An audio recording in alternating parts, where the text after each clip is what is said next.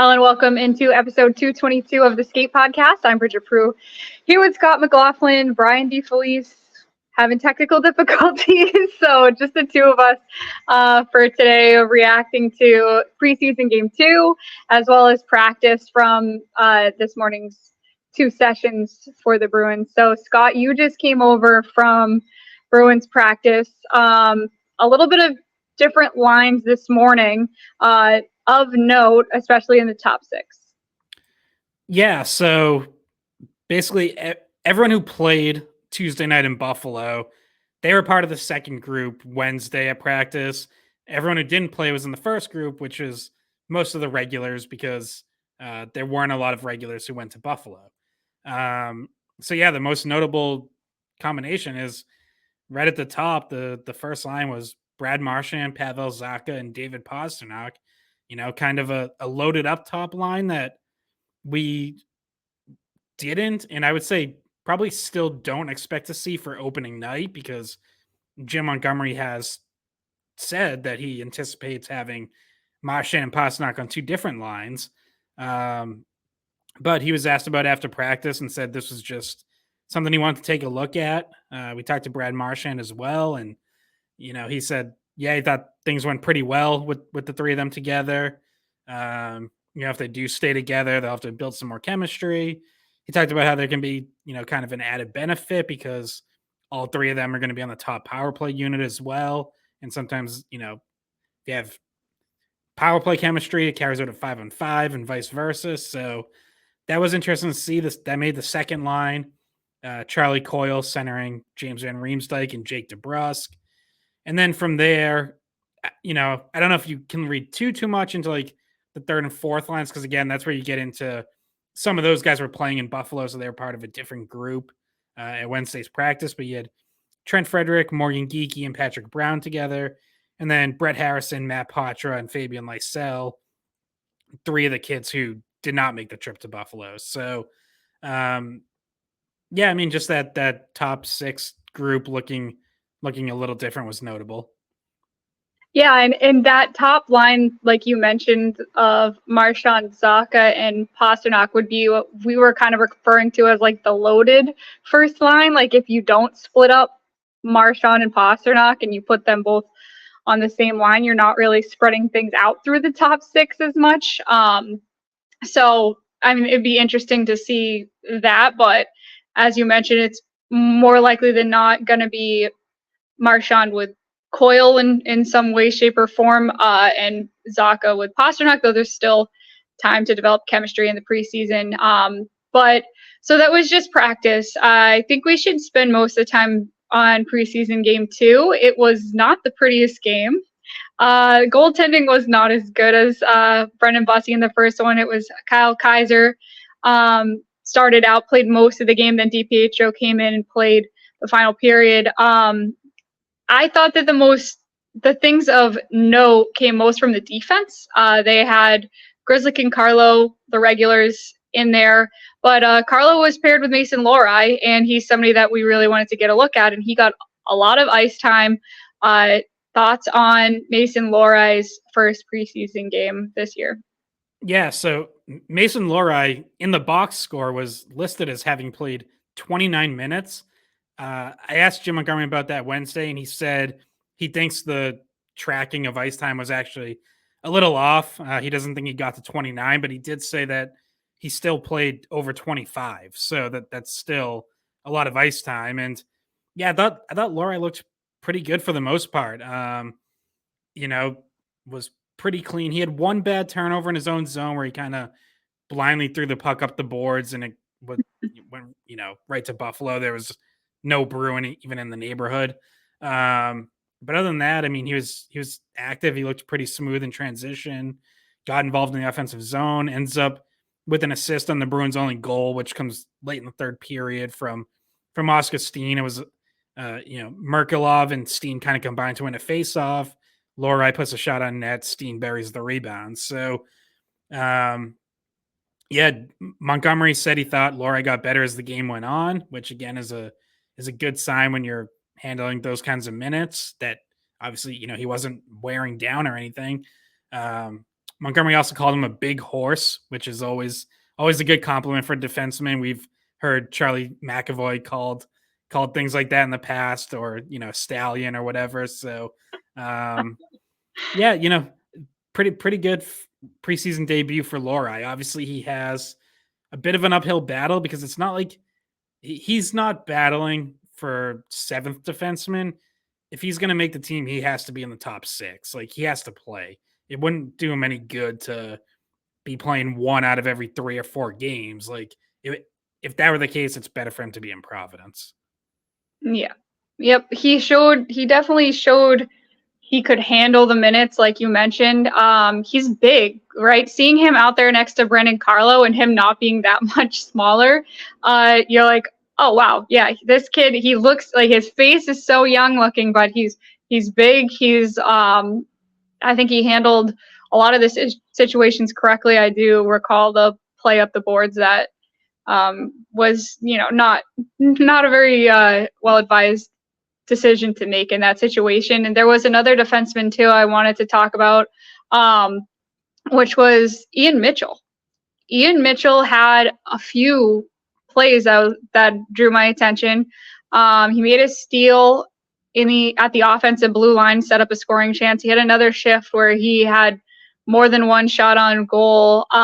He seemed to be pretty confident skating wise. I don't know if you had any takeaways from him. Yeah, I mean, he was active offensively for sure. And on a night where the Bruins were clearly struggling to generate offense, struggling to score, like, at least he was trying to make things happen and had a team high 9 shot attempts. Now, 5 of them got blocked, so that's something to work on. That's not ideal when more than half of your shots are getting blocked. But even beyond just the shots, I mean, a couple times he was below the goal line carrying the puck, like trying to make things happen. So he was another guy Montgomery praised after the game. He named by name Jesper Boquist, who we'll get into as well. And then Grzelcyk and Mitchell on defense, he said did good jobs keeping plays alive offensively, keeping pucks in the zone. So yeah, another guy who's in a really interesting spot where he comes over in the Taylor Hall trade. He's on an NHL contract, easy for me to say. So, if he's going to get sent down to Providence, he has to clear waivers. So,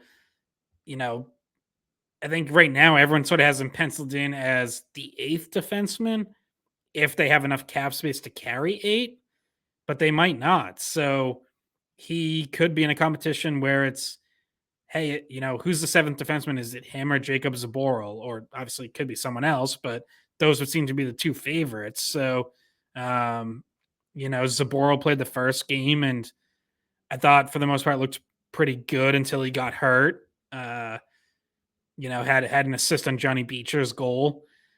Mm-hmm. Now, Montgomery said Zaboral's injury isn't serious, and he actually initially thought he had a chance to return to practice on Wednesday. Zaboral did not practice on Wednesday, so he's still out, but it sounds like he should be back relatively soon. So yeah, that's going to be interesting. If only one of those 2 can make the team, who is it, and who gets waived and exposed to potentially getting claimed by another team? I mean, Ian Mitchell is also one of the few players that played both games. So, yeah, he also played game 1, and he was a little bit less noticeable in game 1, though he still did perform pretty well. And through both games, I think you could see what he might be able to bring. Unfortunately for Zaboral, he does have that injury history. So if you did need to make a tough decision, I don't know if that factors in and helps Ian Mitchell's case in terms of if you have to choose one or the other, if there's not enough cap space. So we'll keep an eye on Ian Mitchell. But unfortunately for him, as we've mentioned before, there are really not any top 3 pairing roles available. They also signed Kevin Shattenkirk, who has not played yet in the preseason. And like you mentioned, Zaboral may or may not be above him in the depth chart. And then we're talking about Mason Lohrei again, who it appears just because of the talent in front of him, that there's not a spot for him this year. But there's just so many players on that edge, right under the top 6, that we're not sure how that's going to play out. And Ian Mitchell made a good case for himself, I thought, in game 2. Yeah, and then there's even a player like Mike Callahan, who I thought was the best defenseman on Sunday, and in Wednesday's practice was paired with Charlie McAvoy. Now, part of that is because Matt Grizzlick and Brandon Carlo weren't in that group because they played in Buffalo, but still, like that's not nothing to get put with McAvoy for a practice. Um, he's a player who can easily be sent to Providence, so sometimes you get into that numbers game where it's all right, guys are close, but one guy we can send down without going through waivers type thing. So yeah, so there could be a little bit more of a competition than we anticipate. I think everyone sort of just looked and thought, okay, Jacob Zaboral, 7th defenseman, most likely same thing he was last year, but that's not really locked in. I do think one thing that maybe plays into Zaboral's favor is he's probably, when he's playing well, he's a little more versatile in terms of who he can play with, potentially, playing either side. Mitchell, I don't know how much experience he has switching over to the left side if he had to. He is a little bit more of an offensive minded defenseman. He's a little on the smaller side. So, you're a little bit limited in terms of like who you can put him with and what kind of role you can put him in. Like he could be a decent 1-for-1 replacement for like Kevin Shattenkirk on the third pairing and sort of play that puck mover role. But if something happened to McAvoy or Carlo for a game, where's he going in? Like you're probably not putting him and Matt Grizzlick together. That's probably too small of a pairing. So you would run into a little bit of limitations in that way, I think. Yeah. He has those disadvantages, like you mentioned, but the world has his as well. He hasn't really been able to carve out a consistent role for himself in Boston yet. So there could be like a reliability issue maybe in that situation. We will see. Yeah, Callahan did have a good game 1. We'll see what happens with him the rest of the preseason. I just think, unfortunately for him, he's kind of stuck in Providence at this point, with the depth that's at defense currently. I wanted to talk about some of the offensive lines some that I thought were quiet and some flashes I saw from certain people. So I think that Lucci, McLaughlin, Chasson line did a really good job forechecking, and there were times during the game that the Bruins were putting a lot of pressure on Buffalo deep in their own end to not let them get the puck out. I think that line did a really good job of that. Beecher also and Lauko, who are on the same line with Trevor Kuntar, who used to play at Boston College. That line also seemed to do a good job forechecking and kind of swarming and overwhelming the breakout for Buffalo. I did think that the Heinen, Merkulov, Steen line was probably the quietest line of the 4. And then you had Toporowski, Megna, and Boquist, which you mentioned that Montgomery singled out Boquist after the game. I mean, we see by the way, Boquist playing on the right wing, not center in this game. But eventually center though. He eventually moved he moved around. He got moved around because he also ended up with playing on the same line with Beecher at times. But I didn't think that he had the most noticeable game of the forwards to have been called out like that. I thought he was solid. I thought he was honestly like as noticeable as anyone in this group because, quite frankly, I don't know that any forward had a really strong game. I think they all, especially the first 2 periods, I think they all had stretches where they were very quiet, almost invisible. The team as a whole and some guys in particular came to life in the 3rd period, which I think is when I noticed Boquist the most. Like he helped win some battles down low. He got himself open in the slot for a few chances. Steen obviously ends up getting the goal. Lauko takes back-to-back penalties, leaves the box, and literally 6 seconds later interferes with a saber. And then after that, like almost to atone for that, he has a great rush down the left wing where he blows right past a defenseman, uses his speed, drives to the net, gets a good scoring chance. Mark McLaughlin takes an offensive zone penalty. And again, like almost to make up for it, I thought he was more involved in the offensive zone after that and had some good play, like good second, like second chance plays, keeping pucks alive, keeping it in the offensive zone, and helping to generate longer possessions. But, ideally, like those guys don't have something they have to make up for, and you would just see that effort all three periods. I thought Beecher was quieter than Sunday's game. Still did some good things, had a couple good defensive plays. Had one good pull up in the offensive zone, pass across to Matt Grzelcyk. He did draw a penalty. Kind of just looking around here. Two guys I thought had really quiet games who need to not have quiet games are the PTO guys, Alex Mhm. Chiasson and Danton Heinen, who, both of them really weren't very noticeable. So that's, Jim Montgomery was asked about them Tuesday morning before the game and said, like, yeah, it's clear that they're NHL players. They have NHL brains. They know what they're doing out there. But he was really frank. He was like, they have to outplay guys, like, period. Like, they have to beat someone out for a job. And certainly don't think either one of them took any steps towards that Tuesday night. No, I agree. Heinen was.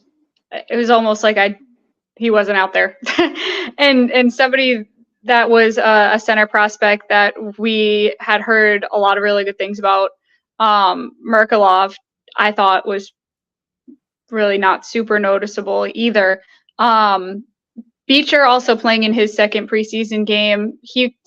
I would say, was pretty consistently didn't have as much offense in this second game, but he still was forechecking well, getting to the right areas on the ice, using his speed, trying to be physical. So I thought he had a decent game. I want to get your thoughts on Lucci because there wasn't a single forward in preseason game two's lineup that was with the Bruins for a majority of last season. Lauka was the most. But still, he was not, regular in the lineup the whole year. So we didn't have we this offense was not set up to be as good as the last game when they had DeRusk and Van Riemsdyk in. But Lucci is really the veteran to look at from the group that played. What did you think of him? I thought he was pretty quiet. I think you saw him with a little bit of decent puck possession at times, holding on to pucks in the offensive zone, but not a lot. And again, that's sort of a product of the Bruins in general just didn't spend a ton of time in the offensive zone. Um, One thing that stood out that I meant to mention, like with this entire group, and I was just reminded of it because Lucic had 0 hits in the game. Now he did kind of throw a little jab at a Saber kind of later in the third period. But the Bruins as a team now, preseason counting stats are dangerous, as we learned with the ice time thing. But the Bruins were only credited with 9 hits, and that actually like doesn't feel that low to me.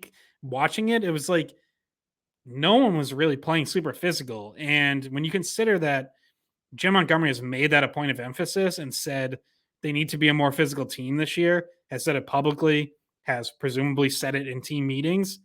And then you have all these guys battling for bottom 6 jobs go out in a preseason game and not play physical. It's like, guys, did you miss the memo? Like, did that message not get through? You would think there would have been a little more urgency in that department. And I know Lucic was the lead into this, but I don't put that on Lucic. Like he's a veteran. He's in his going into his 16th season. He doesn't need to be setting the tone in preseason, or at least he shouldn't. Like that should be some of the younger guys stepping up saying, I'm going to be the guy who does it. I think AJ Greer tried to do it Sunday's game. We saw AJ Greer do it last year and it won him a job on the team, along with other stuff, obviously. But yeah, I think that like that's a path for some of these guys to get themselves noticed. and really no one took advantage of it on Tuesday. Well, just looking at the lineup, there's no one on here besides Lucic that I would see like starting a fight. Like, there's not Well, like another AJ no, Greer I don't type. even. Yeah, I don't even mean a fight. I just mean like throwing, like hitting someone on the forecheck, along the boards. I mean, McLaughlin, Chiason, Steen's a shorter guy, but like he's stout. He can play a little bit physical. Beecher was physical Sunday, not so Yeah, much Tuesday. yeah. Lauka, we know, will throw his weight around a little bit. Like, I I don't think know. maybe Lauko was just worried, didn't want to get another penalty. Yeah, well, I mean, those penalties are what, like late second period. So I mean, even before Mhm. that, I Yeah. didn't really think he was doing much. Yeah. So underwhelming in preseason game 2. They're going to be back home at the Garden for another preseason game on Friday. As far as I know, Scott, we do not have the lines for that yet.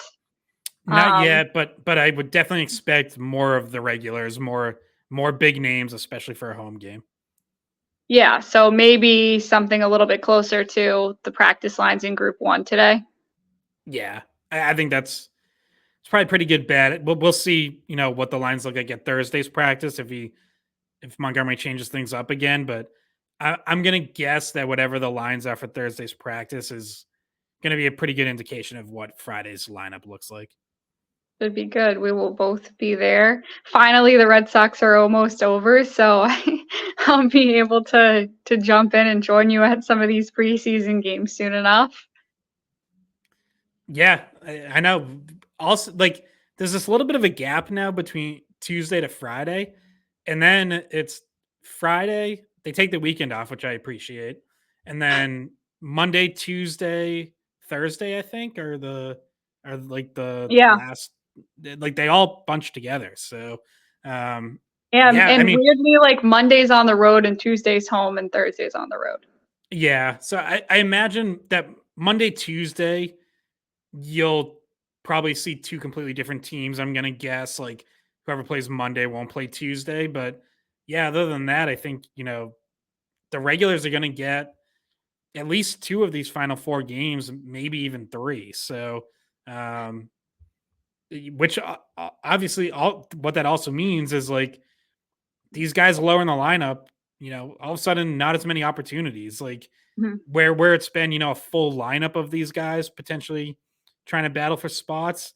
Now it might only be 3, 4, 5 of them getting in for one game. So, um, also highlights the importance of practice, which is something Jim Montgomery talked about on Wednesday. Is because he was asked about like where the team is after 2 games, that type of thing, and one thing he said is like him and the coaching staff just had a meeting where they're talking about not overreacting too much to games. Like basically everyone other than I think Beecher and Mitchell has only played 1 game. So it's like, Mhm.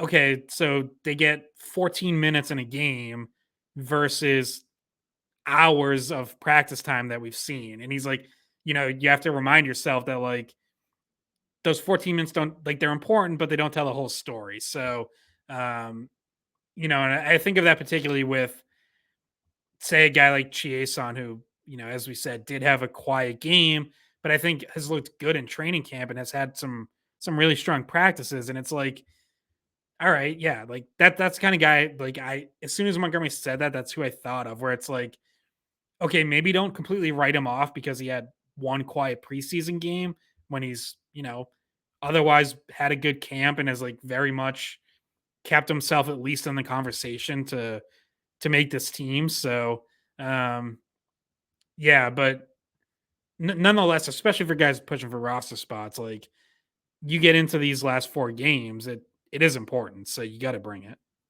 Yeah, so I mean, I'm guessing for Friday, we haven't seen McAvoy or Lindholm yet. So my guess is that's one of might not be your pair because you're gonna might want to stagger them with some of the younger guys, but um, kind of a safe bet to think McAvoy should be getting in soon and probably at home. So might see him, and I assume one of the regular goalies as well, Swayman or Allmark, if not both. we will see. I do want to see more Brendan Bussey, but I'm not sure how much else of him we'll see. And another question I would have is, I assume that if they're alternating, this would be another game that Patra gets in. Yeah, that'll be interesting. I mean, I would think so. Montgomery already said like Patra will get into another game. So yeah, I feel like the earlier the better there, because that's going to be one of the tougher decisions, and you want to give yourself, enough looks to like be like, if you're going to send them back to juniors without getting them any NHL regular season games, you want to be sure. Like, you don't want to get to that decision and be like, maybe we could have given him one more game just to see, type thing. Like, no, if he's under consideration, get him into games and like give yourself enough time to evaluate him. So yeah, I would like to see him in again Friday. That makes sense to me. So Yeah, and Lysell as well. I would think those two guys who both played game 1, didn't play game 2, might be back to play at home for game 3 and be surrounded by more of the regulars, if you want, more of the NHL guys from last season. So I'm excited and looking forward to seeing what those guys can do. Maybe they move Lysell up next to Zaka or Coyle or whomever they put him on the wing with. It could be interesting to see. So yeah, is there any other thoughts you have from practice or preseason game 2? Or anything else, I guess. let's see. Don't really think so. No, I mean, I'm pretty good, I think. Kevin Shattenkirk could be another one who will probably get in Friday. I think he hasn't played yet, but yeah, other than that, it's all those forwards, who haven't played yet. Just, I think you're going to get Marchand, Pastrnak, Zaka, Coyle. Van Riemsdyk has already played a game, but maybe he gets back in now with like his actual line mates. Same with DeBrusque. So, yeah, it'll be interesting. One last note from practice: Patrick Brown has been back at practice. He left Sunday's game injured when he blocked a shot, but he's been out there. Matt Grzelcyk finished the game, was on the ice again Wednesday. He did leave the preseason game briefly because he took a shot that deflected into a region where no man wants to get hit. Little puck pulled a little Mac Jones on him. So we're gonna get really we're gonna bring Mac Jones into this. Yeah, this is called the skate pod. You know what? Mac Jones did this to himself. That's what he's going to be associated with now. Everyone's along with like kicking a guy and kind of like kicked a guy in the nuts last year, and now this year he's whacking Sauce Gardner. So I don't know. Yeah, no, that was if you want to hear more about that, tune into WEI Jones and Mego. Yeah. I was gonna say literally any radio show in the city, because that's all they're talking about. I know. It's crazy. It went viral, like including some of the interview that Jones and Mego had with Mac Jones, because I guess people were mad that it wasn't addressed like in the interview or what have you. I mean, I'm sure it'll come up this upcoming Patriots Monday. This is way off topic now, but like I thought they actually pushed pretty hard on that. Yeah, I did too. Mac clearly just was not going to talk about it. So it's like, no. What do you want to, like? Do you want him to ask 5 different ways and he's not going to answer any of them? I mean, yeah, Arcan like did try to ask it multiple ways, and it did not. I mean, he just kept, deflecting in his politician way of speaking. But what do people around the country think he's going to say? Yeah, I tried to punch him. I should have below the belt. I should have tried to talk to Trent Frederick about this. He's got some experience. Remember when Alex Ovechkin gave him a nice whack after a hit? Yeah. We haven't seen. Yeah, maybe we'll probably see Frederick again Friday. And I was also thinking of this Forbert. I'm assuming Yeah. we might see him Friday because he Yeah, I would hasn't think played so. yet. Yeah. So, anyway, this is not a Mac Jones podcast. Listen to Six Rings with 15. There you go. A little plug for Fitzy. All right. So if we are good, I'm gonna call it and I'm gonna head to the Red Sox. Bye, everyone.